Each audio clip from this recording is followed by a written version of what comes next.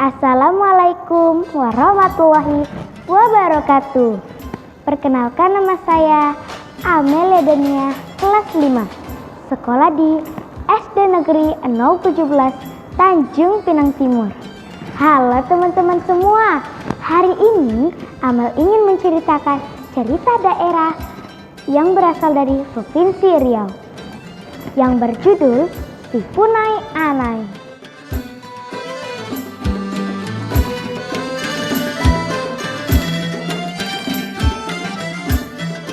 Punai Anai adalah seorang anak yang berasal dari keluarga mapan dan berada. Meski ia mempunyai 6 saudara kandung, kedua orang tua Punai Anai sangat mempercayai ramalan Datuk Ali Nujum. Apapun yang diucapkan Datuk Ali Nujum, sebuah kebenaran. Pada suatu hari, kedua orang tua Punai Anai kembali mendatangi Datuk Ali Nujum. Mereka bertanya perihal nasib mereka dan 7 orang anak mereka di kemudian hari. Dengan menggunakan tempayan berisi air dan 9 jarak limau, serta mantra-mantra saktinya, Datuk Ali Nujum pun mencoba meramal. Dan hasil ramalannya dia sampaikan kepada kedua orang tua Punai Anai. Katanya, kalian dan juga 6 anak kalian akan bernasib mujur. Sangat beruntung. Malah hanya seorang anak kalian saja yang tidak bernasib baik. Siapa anak kami yang tidak bernasib baik itu, Datuk? Punai Anai, jawab Datuk Ali Nujum. Tidak hanya tidak baik nasibnya, Punai Anai juga akan membawa sial dan petaka bagi keluarga kalian.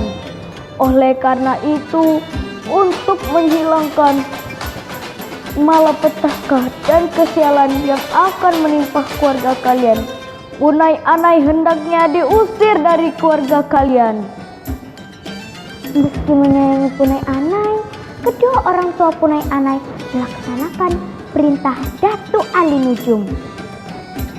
Punai Anai mereka usir dari rumah. Punai Anai sangat sedih ketika meninggalkan kedua orang tua dan 6 saudara kandungnya. Langkah kaki gontai, tidak tahu ia harus pergi kemana. Beberapa saat berjalan, Punai Anai pun memutuskan untuk menuju hutan.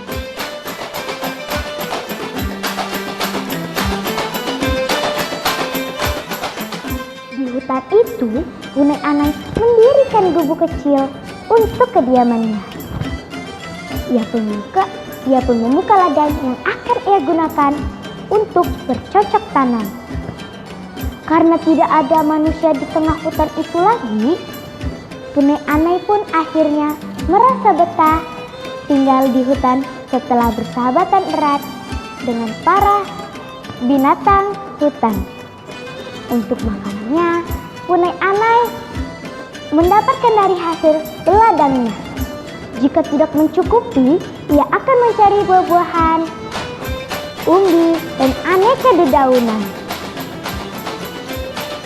Sahabat-sahabatnya yang hewan itu pun kerap mencari juga aneka makanan untuk Punai Anai memenuhi kebutuhan pangannya.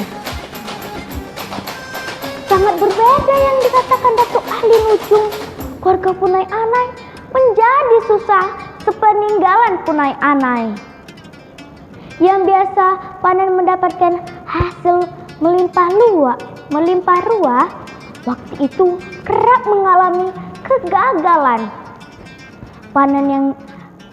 Uang simpanan mereka pun mulai banyak diambil untuk kebutuhan sehari-hari. Lama-kelamaan, uang simpanan mereka pun habis. Ditambah dengan kegagalan panen yang sering kali terjadi. Sementara Punai Anai kehidupannya di hutan bertambah baik. Panen yang dijalankan ia pun mendapatkan hasil melimpah-limpah. Saking melimpahnya, Punai Anai pun ingin menjualnya di pasar. Berangkatlah Punai Anai bersama hewan-hewan sahabatnya itu, yaitu kawanan gajah, harimau, kera, dan yang lain-lain mengikuti Punai Anai seraya membawa aneka hasil panen yang hendak dijual di pasar. Keadaan pasar pun menjadi gempar. Orang-orang berlarian tunggang langgang karena melihat hewan yang terlihat galak lagi menyeramkan itu.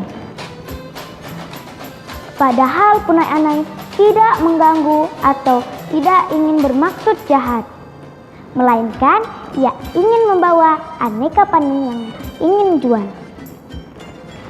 Dan Putri Raja tengah berjalan-jalan di pasar itu pun diiringi prajurit dan dayang-dayang sangat terkejut, terengah, dan akhirnya terpesona pada Punai Anai.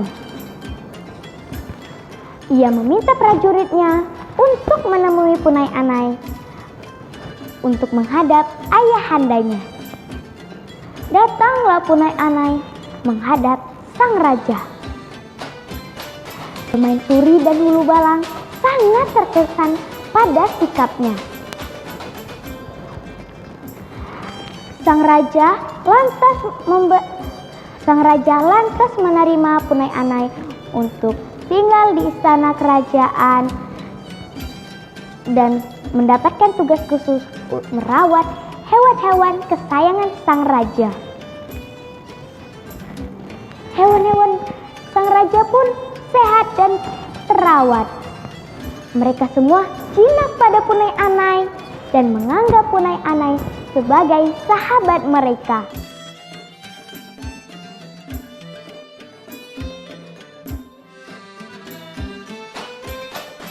Sang raja sangat sayang kepada Punai Anai yang rajin lagi sopan itu. Putri Raja kian mencintai Punai Anai. Punai Anai merasa jika Putri Raja mencintainya. Punai Anai pun mencintai Putri Raja, tetapi ia tak merasa pantas untuk mencintai Putri Raja. Dia pun mencintai Putri Raja di dalam hati. Meski untuk ditutup-tutupi, sang raja dan permaisuri pun mengetahui hal tersebut. Sang raja yang bijaksana itu pun meminta Punai Anai untuk menghadapnya. Apakah engkau menerimanya jika putri tunggalku itu kunikahkan denganmu? Hamba menerimanya dengan segala hormat dan sembah baginda, jawab Punai Anai. Maka Putri Raja dan Punai Anai pun dinikahkan dan dirayakan dengan pesta yang sangat besar. Dirayakan selama 7 hari 7 malam. Punai Anai pun hidup bahagia di istana kerajaan di samping istrinya yang cantik jelita dan baik perangainya itu. Setelah sang raja selaku berusia tua, ia memberi tahtanya kepada Punai Anai.